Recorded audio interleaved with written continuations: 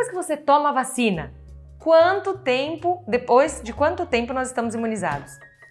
A vontade, né? E talvez a sensação é que a gente tome a vacina e a gente já possa quase que voltar a uma vida normal. Mas não é assim. Depende da vacina, tá? Para estar de fato imunizado, protegido, mas no geral é depois de 2 a 3 semanas após a segunda dose. Mas é importante destacar que mesmo após a segunda dose, esperando um intervalo de 2 a 3 semanas, não devemos retirar, né, os cuidados, tanto de máscara facial e também distanciamento social.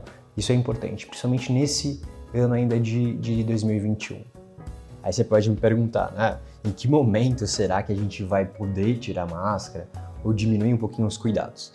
Só quando a gente atingir o nível de população vacinada para ter imunidade coletiva, né, que a gente chama informalmente de imunidade de rebanho. Nesse momento, quando toda a população planejada tomar a vacina em nível mundial, por isso que é importante todos os países concomitantemente atender e realizar na prática a programação, que a gente pode talvez ter uma vida mais tranquila com relação aos cuidados na pandemia. Então, Vinícius, referente a uma dúvida muito comum da população existem realmente esses efeitos adversos, os efeitos colaterais ou até mesmo mortes relacionados aos pacientes após tomarem a vacina? Infelizmente teve, né, essas notícias de que algumas pessoas morreram após a vacina do coronavírus em alguns países europeus, mas é importante salientar que em Portugal, França, Noruega, Suécia foram feitas autópsias e esses pacientes, que eram um grupo muito específico de pessoas muito idosas que moravam em asilos, já tinham doenças crônicas, né, já estavam uma idade muito avançada e tiveram ali a infeliz associação de estar falecendo após essa vacinação, o que não tem um efeito de causalidade direta, né? Ou seja, não foi por esse motivo, tá?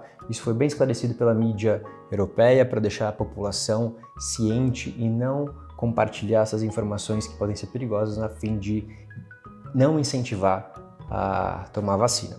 Então, quais os efeitos que a gente pode esperar da vacinação? Então, a gente separa em duas classes, aqueles que são muito comuns, ou seja, mais de 10% das pessoas que foram vacinadas tiveram até o atual momento de registro, que é dor local, eritema, ficar um pouquinho inchado. E aqueles efeitos comuns, que é de 1 a 10%, consiste em febre, um pouquinho de cansaço e cefaleia, tá? É importante, talvez, o efeito mais preocupante é aos componentes da vacina. O que isso significa? Aqueles componentes que, por isso é importante, alguém que tem um histórico na família ou pessoal, né, de alergia, atopia, ficar lendo quais são os componentes para evitar, né, uma complicação. Só que é muito raro, né, você ter uma reação anafilática aos componentes.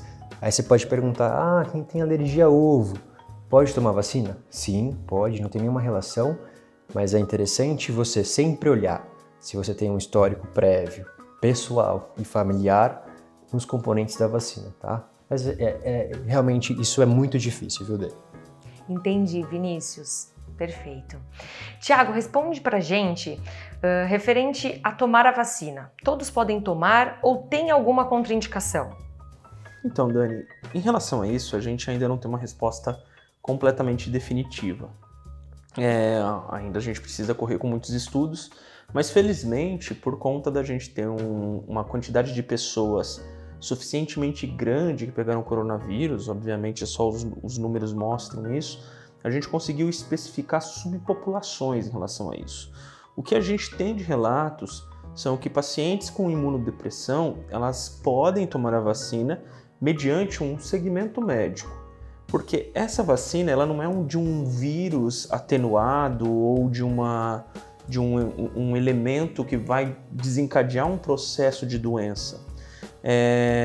Ela é uma vacina com fragmentos ou com mensageiros ou com vetores virais que vão induzir a formação dos anticorpos. Logo, nesses pacientes, o recomendável vai ser discutir com o seu próprio médico que o segue. Obviamente, em alguns países, alguns setores, gestantes, crianças, imunodeprimidos. Logicamente, em certos países e regiões, essas questões vão ficar a cargo de políticos e do próprio... Obviamente, Dani, em muitas regiões do mundo, essas questões vão ficar a cargo das próprias convenções políticas, sociais e de saúde daquela região. Se as gestantes vão tomar, se os pacientes imunodeprimidos vão entrar nessa história de maneira efetiva ou não. A gente tem registros de pacientes que são soropositivos para HIV que tomaram a vacina e tiveram um resultado positivo.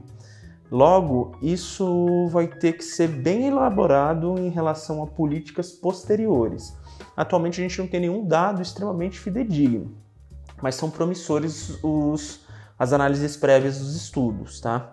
Em relação a alguma contraindicação absoluta, eu acho que isso também é uma coisa relevante em relação ao que o Vinícius falou, em relação às reações anafiláticas, as reações alérgicas em relação à vacina.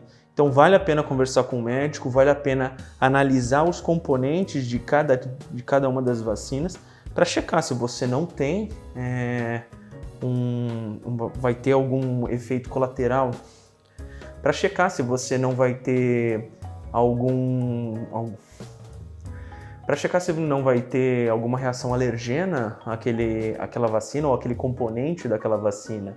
Mas, a priori, não tem uma contraindicação absoluta em relação à tomada dessa vacina.